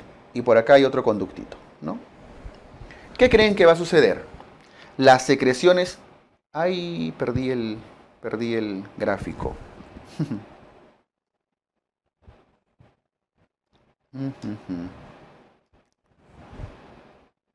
Ya, les decía.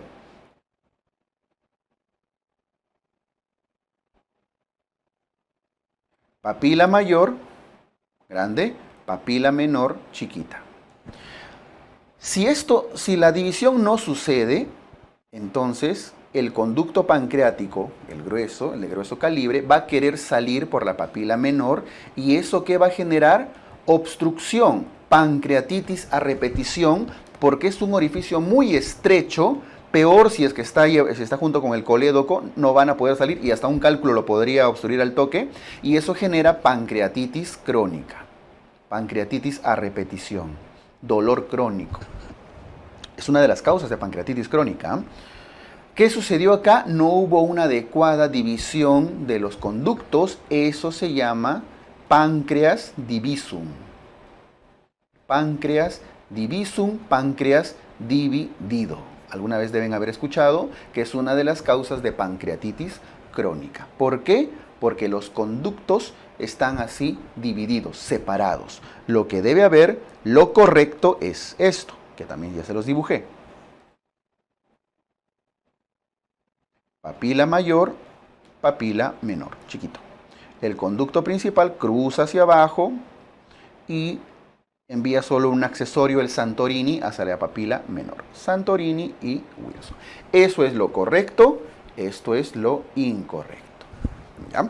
Entonces, si ustedes entienden bien la rotación de las yemas pancreáticas, van a poder entender no solo estas, sino muchas patologías. Y todo tiene su fundamento en las rotaciones, en estas rotaciones del intestino primitivo. A ver, ¿se entendió esto de páncreas? La rotación del páncreas. Me he esforzado para que lo entiendan. Pero si no lo han entendido, igual con toda confianza. ¿Ya? A ver, espero sus sís o nos. Sí es o no es, ¿no? ¿Cómo es?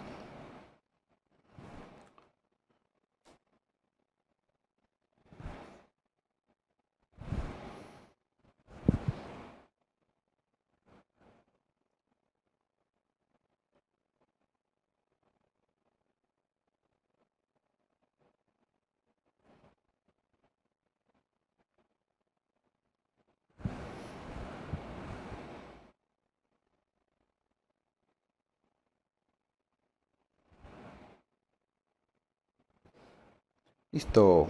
Gracias, chicos. Bien, continuamos.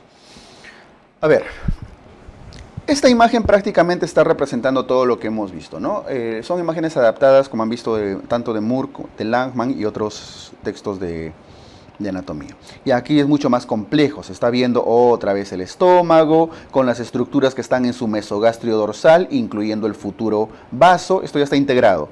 Se ve la yema pancreática dorsal con la yema pancreática ventral, hacia adelante, el mesogastrio ventral, donde está incrustado el hígado prácticamente, ¿no? Vemos cómo todo lo que era anterior va rotando hacia la derecha, ¿no? Sostenido por los ligamentos y por el ligamento falciforme. Y lo que estaba hacia atrás, que contiene al futuro vaso, va girando hacia la izquierda. Y al final terminan adoptando esta configuración final. Listo, creo que ahora está completamente entendible esa diapositiva. Es lo mismo que hemos ido trabajando hasta ahora. Y viene una de las rotaciones más interesantes y más, no sé si difíciles, pero que ya necesita toda su atención. Esta es la última rotación que vamos a trabajar. ¿Eh? Esta es la última rotación. Miren, El intestino primitivo, ahora enfoquémonos en el intestino primitivo medio, porque hasta ahora hemos hablado del intestino primitivo anterior. Ojo, estómago, duodeno, páncreas, todo eso es intestino primitivo anterior. En el intestino primitivo medio, ¿qué sucede? Es el más largo de todos, porque el yayuno y ilion llegan hasta más allá de los 6-7 metros. Entonces, el intestino primitivo empieza a crecer en algún momento. A partir de la cuarta, quinta semana, empieza a crecer. Pero no es el único que crece. El intestino, además del intestino, ¿quién está creciendo con más rapidez? Este compadre, el hígado. Y olvídense, el hígado es el rey acá. Entonces, si el hígado crece, está ocupando la cavidad abdominal. Y si el hígado ocupa la cavidad abdominal, le dice, sorry, acá no entramos todos, busca tu espacio. Y el intestino dice, ¿y ahora dónde crezco? Porque necesito crecer, necesito alargarme. Entonces, de forma fisiológica, el hígado dice, bueno, pues me iré afuera. Este verde es el anillo umbilical. El intestino, en ese proceso de crecimiento, como le falta espacio y la cavidad abdominal no crece tan rápido como el intestino y el hígado,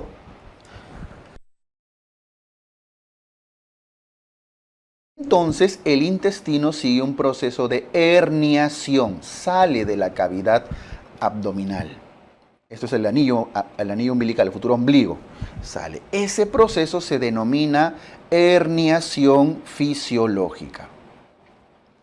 Herniación fisiológica. ¿Okay? ¿Por qué ocurre? Por el crecimiento rápido del hígado, que no le da espacio, y la cavidad abdominal, que crece muy lentito. Pero en ese proceso de herniación fisiológica, el intestino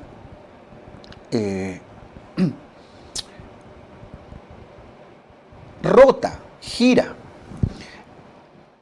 Arriba tenemos imagen de Moore y abajo es imagen de Lachman. Al final los dos dicen lo mismo. Ya vamos a trabajar con los dos textos. Esta yemita no es el apéndice. Esta yemita, como marcador, ténganlo el futuro ciego. Algo así como el ciego. Es un marcadorcito. Ya no está exactamente al medio, pero es más o menos para apuntarnos el punto medio. Entonces, todo lo que está en la parte superior, en la parte proximal cefálica, está antes del ciego. Va a dar origen al intestino delgado, ¿no es cierto? Y todo lo que está después del ciego va a dar origen al intestino grueso. En algún momento, esta es la parte superior, voy a empezar a hacer, a tratar acá de mostrarles como reloj. El intestino delgado está como si fuera a las 12, ¿no es cierto? Y la parte distal está como a las 6. Pero lo que está a las 12 hacia arriba gira en sentido antihorario. Antihorario, piensen, si quieren miren su reloj, antihorario. Significa que la parte superior ahora ya no va a estar a las 12, sino con ese giro va a estar a las 9. No sé si notan que ahora ya no está arriba, sino se ha localizado lo que sería al lado derecho, ¿no? de la futura persona. Significa acá que el intestino delgado, el futuro intestino delgado se está localizando al lado derecho y el futuro intestino grueso al lado izquierdo. Ya no está abajo, sino al lado izquierdo. Es un giro antihorario. Entonces, durante el proceso de herniación fisiológica, el intestino, mientras crece y se alarga, gira 90 grados en sentido antihorario. Por supuesto que el mesenterio, aquí sí se llama mesenterio, ya no se llama mesogastrio, porque es meso del éntero del intestino, mesenterio. No solo crece, de pasadita gira. Luego de esos 90 grados ya llegamos aproximadamente, todo había empezado a la cuarta semana, ¿no? Ya llegamos aproximadamente a la quinta, sexta semana y le pasan la voz, oye, ya el hígado ya se cansó, ya no quiere crecer más. Y además la cavidad abdominal ya está creciendo. Es hora de regresar, ¿no? Regresa intestino. El intestino, ok, tengo que regresar. Pero en ese proceso de retorno que se llama reducción fisiológica, ya no es herniación, ahora está regresando, se llama reducción fisiológica, también gira. ¿Ok? Hace otro giro. Lo que estaba acá, entonces, noten el puntito celeste azul que estoy haciendo, que estaba al lado izquierdo, ahora va a rotar 180 grados hacia el otro lado. Noten, todo lo que estaba acá al lado izquierdo rota 180 grados. Por eso es que toda esta estructura que estaba al lado izquierdo, ven que está yéndose hacia el otro lado. Y ya se está especializando, ya se están formando las estructuras. El ciego, que en algún momento estuvo medio al lado izquierdo, ahora se va hacia el lado derecho. Por eso está arrastrando a todo el intestino. Y se está formando el marco cólico. ¿Ok? No entendí. Tranquilos. Esta parte es complicada. Ahorita lo vamos a ver hasta con video. En la reducción fisiológica se rota 180 grados en sentido antihorario. ¿Ok? Entonces, vamos a hacer una simulación acá. Estamos mirando de frente al feto, ¿ya? De frente. Ahí está el fetito, ahí está su barriguita, patitas, sus bracitos. El ciego originalmente estaba acá. Luego rota 90 grados en sentido antihorario y se ubica en el lado izquierdo. Y luego rota 270 grados para ubicarse el ciego en el lado derecho. No en la fosa ilíaca derecha, porque la fosa ilíaca derecha está más abajito, sino en el hipocondrio derecho, en el flanco derecho. El bebé al nacer no tiene el ciego en la fosa ilíaca derecha. De hecho, ni siquiera hay fosa ilíaca derecha, está terminando de configurarse la pelvis y todo. Recién después de nacer, el ciego termina de descender a su ubicación final con su apéndice. ¿Ok? Igual, todas las partes del intestino. Noten acá, en esta imagen, cómo la parte superior, que inicialmente se había ido hacia el lado derecho, luego termina haciendo un giro de 180 grados. William, no entiendo nada, estoy perdida. Lo único que sé es que es 90 grados y 180 grados. Ok, tranquilos, que no cunda el pánico. Ya, con esto van a entender, ¿ya?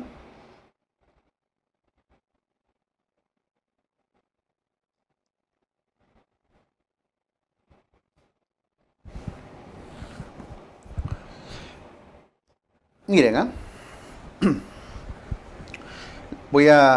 les voy a mostrar este videito y ya con esto vamos a hacerlo con calma, voy a ir poniendo pausa, avance, pausa, avance. Para empezar, vamos a aprovechar la imagen. Sí se ve mi flechita, ¿eh? Ahí está el intestino primitivo. Noten, con el intestino primitivo medio, luego el intestino primitivo posterior. Aprovechamos en ver la aorta primitiva que está dando sus ramas para el estómago, tronco celíaco, para el intestino medio, la mesentérica superior, y para lo que sería la parte distal del intestino grueso, la mesentérica inferior.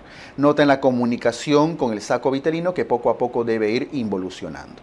Entonces, ven cómo el intestino medio está alargándose, creciendo, y como no encuentra espacio en la cavidad, empieza a salir, ¿sí? Esta es la parte proximal y esta es la parte distal.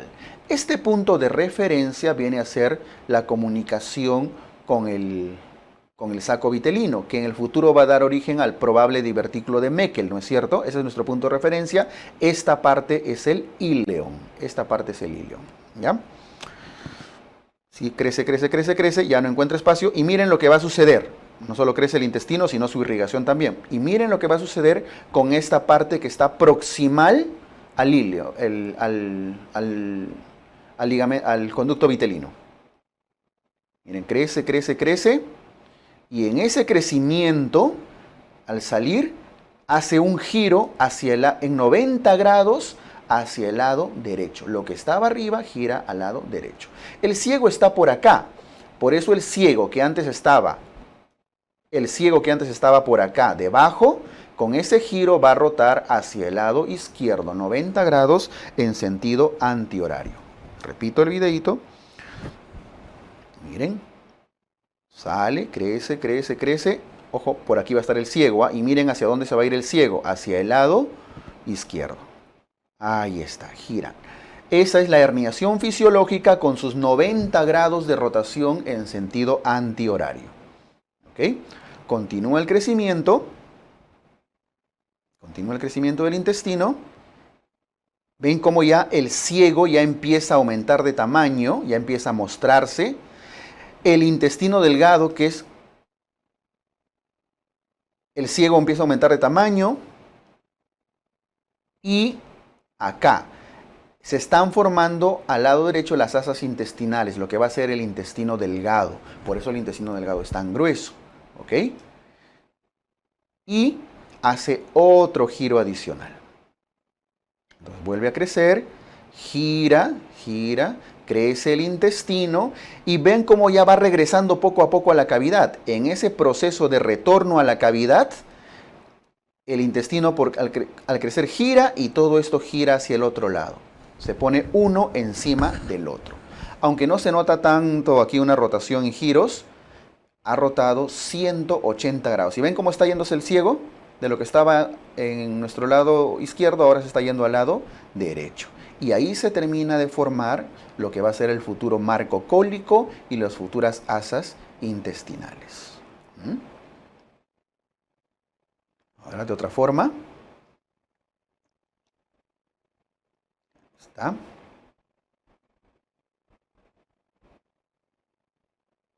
Ya está mirando por delante, ¿no? Crece el intestino.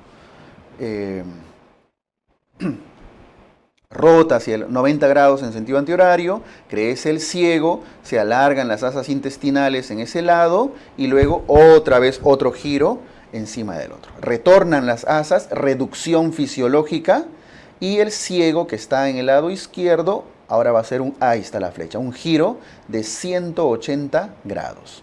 Lo que estaba al lado izquierdo se va al lado derecho y lo que estaba al lado derecho se va al lado izquierdo. Y miren el resultado final, la maravilla de la rotación intestinal, ¿no es cierto?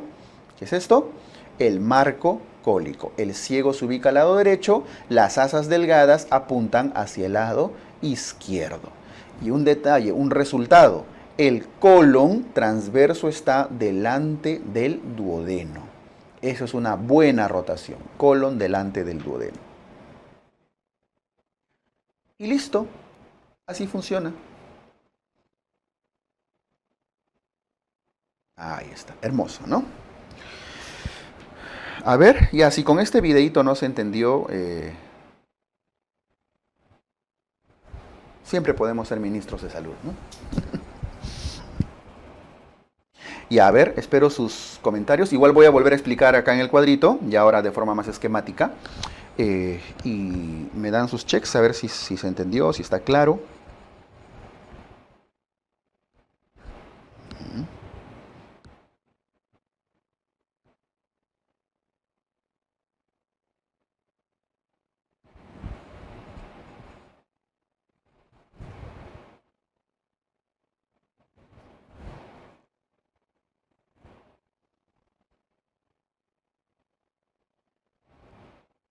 Listo, a ver.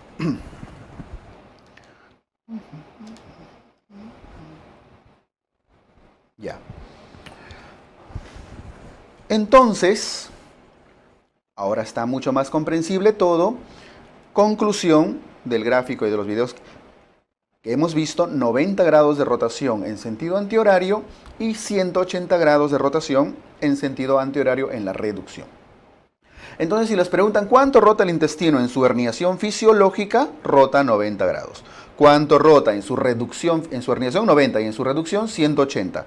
Rotación total del intestino 270 grados, siempre en sentido antihorario.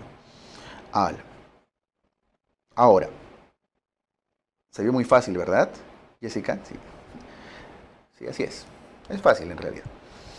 270 grados. Resultado final, el ciego que había empezado en la parte distal abajo termina en el flanco derecho. Resultado 2, se forma el marco cólico. Resultado 3, el apéndice termina donde lo conocemos, en el lado derecho. El colon transverso está delante del duodeno. Y esto puede ocurrir de forma... puede haber alteraciones. Todos tenemos algún grado de mal rotación. algún grado de mal rotación. Tal vez no hemos rotado 270 grados, tal vez hemos rotado 240, tal vez 300. Tal vez al comienzo, pero esa rotación es un poquito más o un poquito menos, no nos va a traer mayores dificultades. El problema viene cuando hay combinaciones, por ejemplo, en la herniación no rotó 90 antihorario, sino rotó 90 horario. Y después hizo 180 antihorario, o al revés, o todo fue horario. Olvídense, todas las combinaciones que quieran de anormalidades acá pueden generar problemas. ¿Y qué alteraciones, qué patologías vienen ahí? Las famosas malrotaciones intestinales, de las cuales hay un montón. Vamos a ver una de ellas en cirugía pediátrica, que es el capítulo donde se ven estas malformaciones, donde se forman las bridas de Ladd, las bandas congénitas de Ladd, etc. ¿Qué? ¿Puede el apéndice estar al lado izquierdo? Sí, el apéndice puede estar al lado izquierdo, el apéndice puede estar en el hipocondrio derecho, pueden encontrar el sigmoides del otro lado, y a veces no lo sabemos, de repente alguno de nosotros está mal rotado, muchos de nosotros, y ni enterados. Y nos vamos a morir, y cuando nos disequen en un anfiteatro algún día, recién se van a enterar, oh mira, este señor estaba mal rotadito. Y no vamos a morir por otra cosa, no por nuestra mal rotación probablemente. No somos perfectos en esa parte. Listo. Ya, esto es una adaptación de otro libro de embriología, donde ya se nota claramente más fácil, ¿no? Cómo termina formándose el marco cólico. Por cierto, solo por un comentario final, el apéndice, a pesar que Moore lo dibuje así, no termina en la fosa ilíaca derecha. El apéndice está más arriba. Más arribita, y esta parte les puede parecer interesante. El apéndice termina poco debajo del hipocondrio derecho, casi en el flanco. ¿Ok? No es tan perfecto de terminar al nacimiento en la fosa ilíaca. Pero a medida que vamos creciendo, el ciego crece, y ya no por rotación, sino por crecimiento, se va extendiendo en dirección inferior. En ese proceso de crecimiento del ciego, que de acá va creciendo, va creciendo, va creciendo hacia abajo, como el apéndice está colgando en su parte distal, al crecer el ciego, quiero explicarles bien esto. Miren, este es el ciego y este es el apéndice colgando, ¿no? Si el ciego crece, desciende, desciende, desciende, arrastra al apéndice por detrás, lo arrastra, lo jala, porque el que crece no es el apéndice, el que crece es el ciego. Al arrastrar el ciego al apéndice, hace que el apéndice se localice por detrás del ciego. Por eso la localización más frecuente del apéndice es retrocecal, con la punta hacia arriba, retrocecal ascendente. Y eso tiene que ver con el crecimiento del ciego, incluso al haber nacido. No estén buscando en un niño de 2, 3 años dolor en el punto de McBurney, porque su apéndice todavía no llega ahí, recién termina de llegar al final de en la edad, incluso algunos en la edad escolar. Por eso el punto de McBurney se identifica recién en los niños mayores de 6, 7 años. ¿Ok? Nos van a decir algún día que me los cruce en un hospital y vea una historia clínica. Niño de 2 años con dolor en el punto de McBurney. Bueno, siempre es probable, pero es poco creíble. ¿Ya? Entonces, esa es la razón por la que el apéndice tiene esa posición retrocecal ascendente. Listo. Bueno, esto ya dice lo mismo, ¿no? Y finalmente, ya para cerrar esta parte del intestino primitivo, el intestino primitivo posterior tiene que formar ya la parte más distal del colon, ¿no? Tiene que formar a partir de los 2/3 del tercio distal del colon transverso, el colon descendente, sigmoides y el recto. Lo importante y lo interesante acá es que la vía rectal en algún momento está unido a la futura vía urinaria. Forman una estructura que se denomina la cloaca. La cloaca. Todos hemos tenido cloaca, todos hemos tenido cloaca. Aunque el término cloaca se usa un poco más para el desarrollo femenino. Es la unión de la futura vía urinaria con la vía vaginal, genital, con la vía rectal, que deben dividirse, ¿cierto? La cloaca, que es la estructura más primitiva, está sellada por una membrana acá que se denomina el proctodeo, ¿no es cierto? Noten que poco a poco se va dividiendo la futura estructura rectal con el alantoides, la futura estructura de la vía urinaria. va tabicando, se va creciendo tejido entre los dos, así como se dividía la tráquea del, del esófago, muy parecido. Esa cloaca tiene que dividirse en dos partes. Un recto, con su respectivo anito, y un seno urogenital. Seno urogenital. Que va a dar origen a la futura uretra, parte de la uretra, la vejiga y demás. Y en el caso de las mujeres, incluso tiene que dividirse para dar origen a la vía urinaria y al canal vaginal. Pero estamos hablando de tracto gastrointestinal acá, esto lo vamos a ver en uro y en embriología genital. Pero esta estructura rectal termina formando el canal anal y el recto, ¿no es cierto? Cuando este recto no se desarrolla completamente y no se permeabiliza, es decir, no se forma el ano, es lo que tal vez han escuchado como ano imperforado, que en realidad no se debe llamar ano imperforado. Aquí la patología que da es la malformación anorrectal.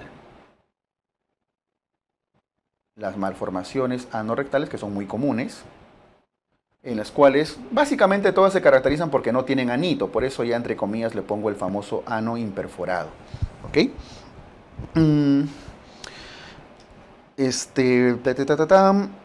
Y eso es el intestino primitivo posterior. Ya es sencillo en la parte de desarrollo, lo que es complejo es el desarrollo genital, que eso sí tiene su capítulo aparte. Muy bien, entonces, en resumen, el tracto gastrointestinal se fundamenta, se origina en el intestino primitivo, que puede ser anterior, medio, posterior. Ahí están las estructuras que se originan, la irrigación que en el futuro va a tener y, por favor, las rotaciones. Tengo que sabérmelas todas. En realidad no tienes que saberlo, tienes que tener una memoria, tienes que imaginarlo, nada más. No es como ver una película y más o menos ver a dónde gira. Ustedes ya saben ahorita, hay películas que ustedes han repetido tanto que ya saben en qué momento va a decir tal frase, ¿no? Los que han visto Titanic 10 veces, aunque esa es de mi promo, ¿no? Es de mi época. No sé, pues qué película han visto 10 veces ustedes, Los Vengadores, no sé. Ya saben en qué momento tira el martillo, en qué momento gira y todo. Esto lo tienen que saber así de memoria. Yo estoy más viejito. Titanic. En las rotaciones del páncreas, las rotaciones del intestino, etc. ¿Ya? Listo, chicos. Entonces, eso es el desarrollo embriológico. Estamos, luego de esta revisión, mientras me van poniendo si está todo claro, tienen alguna consulta, quiero decirles algunas cosas importantes. Lo que hemos trabajado ahora, esto ya hemos hecho, lo que hemos trabajado ahora es básico para hacer los capítulos de cirugía general. A partir del día de la próxima semana, ¿no? El día martes, tenemos ya los fundamentos teóricos de cirugía general. Yo les pido algo. Ya sea que ya hayan llevado el curso aún no lo han llevado, por favor, entren al capítulo, entren a la clase. Si ya llevaron el curso de cirugía de repente el año pasado en la universidad, les va a reforzar y van a darse cuenta que no era tan difícil y en realidad hay muchas cosas que son súper prácticas. Si es que les toca este año llevar el curso, pues olvídense, van a llevar un curso, van a lucirse en sus clases, ¿no? Y van a probar chévere todos los exámenes. Y si todavía les toca el próximo año, con más razón. Porque entender la fisiopatología de las enfermedades como la colecistitis, la apendicitis, que son el pan de cada día en las emergencias, les va a permitir llevar mejores cursos de medicina interna, mejor fisiopatología, etcétera, que es lo que vamos a trabajar. No solo en cirugía no vamos a trabajar tipos de puntos, tipos de sutura, esto no lo podríamos hacer por acá. Vamos a trabajar mucha fisiopatología quirúrgica y eso les va a servir para todos los cursos. ¿Ok? Bien, por mi parte, cerramos esta parte inicial de anatomía, embriología, de fundamentos básicos y nos vemos el día martes con ya sus fundamentos teóricos. No sé si hay alguna pregunta adicional, algún anuncio que tenga que hacer.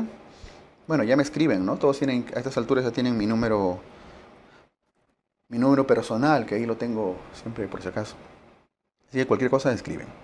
Listo, chicos, ha sido un gusto compartir con ustedes. Ya son las 6:25 más o menos. Ustedes deben tener 6:26. Nos estamos viendo la próxima semana. Que tengan un buen fin de semana. Cuídense mucho. Chao.